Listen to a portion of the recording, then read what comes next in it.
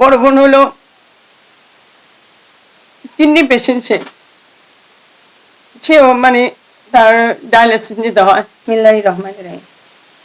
আমার নাম সুমা চৌধুরী, পিতা মোহাম্মদ গুঞ্জার আলী চৌধুরী, গ্রাম পূর্ব লটাখোলা। দোহার অফিস হইতে 79 সালে 9/1/2005 নামজারি জমা ভাগ 997, ডাক নম্বর করিয়া আমার পিতা আমাদের 3 বোনকে দান করে লিখে দেয়া, যার দলিল নম্বর 3263, তারিখ 5/9/2010। আমরা 3 বোন মালিক হয়ে যাহার নামজারি করি। কেস নম্বর 137 নম্বর 17/18, তারিখ 23/8/2017। আমার ও আমার পিতা বিগত 40 বছর উক্ত জমিটি ভোগ দখলে বিদ্যমান আছে। বর্তমানে একটি কুচক্রী মহল তরিকৃত দলিল বানিয়ে আমাদের জমি দাবি করে আসছে, যার কোনো কাগজপত্র নামজারি সহ কোনো কিছুই ঠিক নেই। বিষয়টি নিয়ে আমাদের হয়রানি করে আসছে। 3 বোন 1 ভাই। আমার একটাই ভাই প্যারালাইসিস রোগী, সে চলাফেরা করতে পারে না। আর বড় বোন হলো কিডনি পেশেন্ট। সেও মানে তার ডায়ালিসিস নিতে হয়। এখন এই অবস্থায় আমার মেজ বোন একটা মেয়ে নিয়ে সে অনেক কষ্টে মানে সেই এগুলো করতে দৌড়াদৌড়ি করতেছে। এখন আমাদের পাশে কেউ নেই, আর ওদের পাশে একদল সন্ত্রাসী, চাঁদাবাজি, ভূমিদস্যু ওদের সাথে মিলে আমাদের হয়রানি করতেছে। রাতের অন্ধকারে এসে আমাদের বাড়িতে ওয়াল দিচ্ছে, আমাদের জায়গাতে। আর যখন তখন এসে হুমকি দিচ্ছে, জানের হুমকি দিচ্ছে।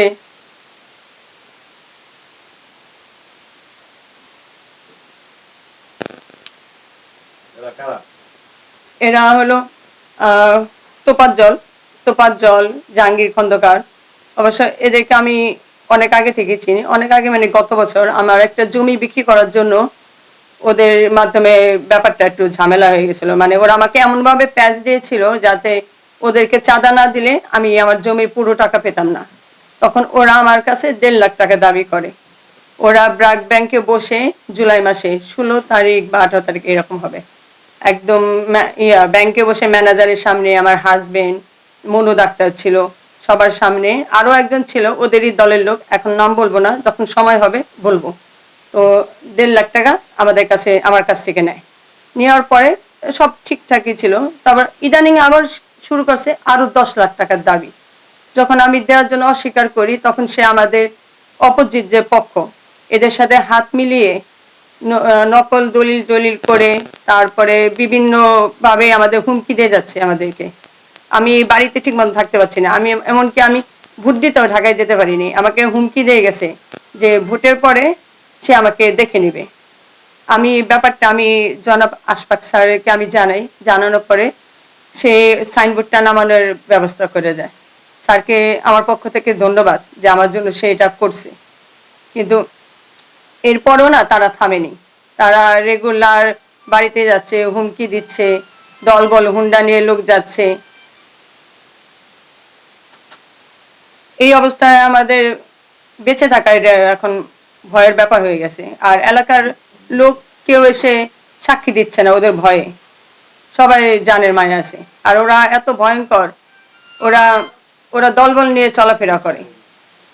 আর আপনারা একটু অনুসন্ধান করে দেখেন, তোপাজ্জল, জাহাঙ্গীর খন্দকার, সেন্টু মোল্লা, এদের ইনকামটা কি?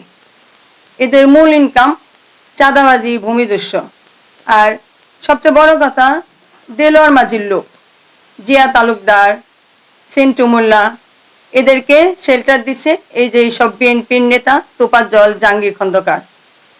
আমরা তো এটা আশা করি না যে বিএনপির লোক হয়ে তারা এইরকম ক্রাইম করবে। তারা তোপাজ্জল, জাহাঙ্গীর খন্দকার ওরা দাবি করতেছে যে আজিজ ম্যানেজারের জায়গা ওরা বায়না করেছে, বায়না সূত্রে ওরা মালিক। তো বায়না যদি ওরা করে থাকে, ওদের জায়গা বুঝিয়ে দেবে আজিজ ম্যানেজার নিজে এসে। ওরা তো নিজে এসে বুঝে নেবে না। কয়েকদিন আগে বাড়ি করলাম, ওনার যদি জায়গা পাওয়া থাকতো, উনি আমার ওয়াল করার সময় বলতে পারতো যে আমি এখানে জায়গা পাই। তখন সে বলে নাই, এখন কেন সে এই কথা বলবে? তখনই তো সে বলতে পারতো 10 জনকে ডেকে। আমি যখন বাড়ি ফাউন্ডেশন দিলাম, তার বাড়িতে গেলাম যে মামা আমার বাঁশ কাটতে হবে, আমার বাড়ি বিল্ডিং এর সমস্যা হচ্ছে, তখনও সে বলে নাই যে আমরা জায়গা পাই। এটা আমরা তো আগে কখনো শুনিনি। এটা যদি হতো আমার বাবা যখন কিনলো তখনই তো সে বলতে পারতো এই জায়গাটা আমার কেনা, তুমি বাড়ি করলা কেন? তখন কেন সে বলে নাই? এত বছর পরে তার কেন মনে হলো যে এই জায়গাটা আমি মালিক? আর তার যদি জায়গার মালিক হয়ে থাকে, সে খারিজ পত্র, তার যে পেপারগুলি থাকে সেই পেপারগুলি সে সাবমিট করুক। এত বছর সে খাজনা দেয়নি কেন? হাজিজ ম্যানেজার জায়গার মালিক না, তারপরে উনি যেহেতু দাবি করে উনি লিগ্যাল পেপার টেপার নিয়ে আসুক, আমরা দরকার হলে থানায় বসবো, নাহলে এমপি স্যারের ইয়েতে আমরা বসবো, কিন্তু আদার্স লোকের সাথে আমরা বসবো না, কারণ তারা মালিক না জায়গার। আর আমি কোনো সন্ত্রাসী চাঁদাবাজির সাথে আমি বসতে চাই না।